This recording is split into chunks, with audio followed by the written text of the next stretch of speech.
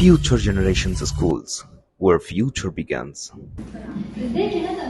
ازيك يا ميس؟ اخبارك؟ تمام الحمد لله. نظرية فيثاغورس، وطبعا اغلبنا بنسمع الكلمة دي كتير وكلنا مش عارفين معناها. ايه ده، هو انت تعرفي معناها؟ نظرية فيثاغورس نظرية رياضية أساسية تتناول علاقة الأضلاع في المثلثات القائمة. سيبنا من الكلام ده وتعالي اشرحي لي عنها.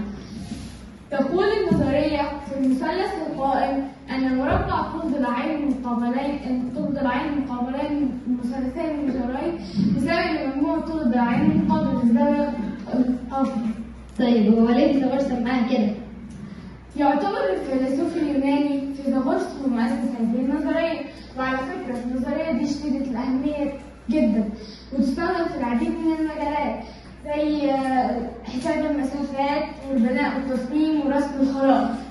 ودلوقتي انا هوريكم سكتش صغير عشان نفهم.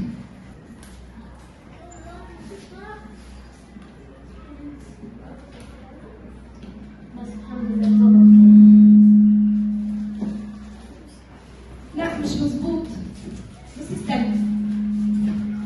هو كده شكله أحلى. لا على فكرة هو كده شكله مظبوط أكتر. يا بنتي ركز فيه. شايفة؟ هو كده أحلى. لا كده مش أحلى، هو كده واقف مظبوط، هو كده شكله أحلى. لا ده بنتي انتوا تسمعي أكتر مني بإيدي؟ أيوه ده شغل أنا عارفاه. مش المسافة من هنا لهنا 3 متر؟ ايوه. والمسافة من هنا لهنا 4 متر؟ يبقى أنا واقف لقيت المسافة من هنا لهنا 5 متر، يعني هو كده واقف مظبوط. ازاي؟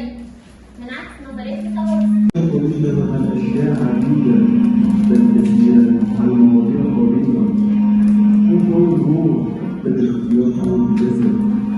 أرض كان الصواب، ودع الآخرين يتكلمون كما يشركون.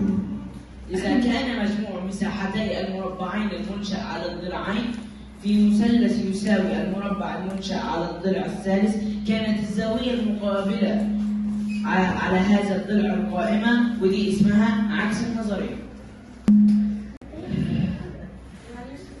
فهمت.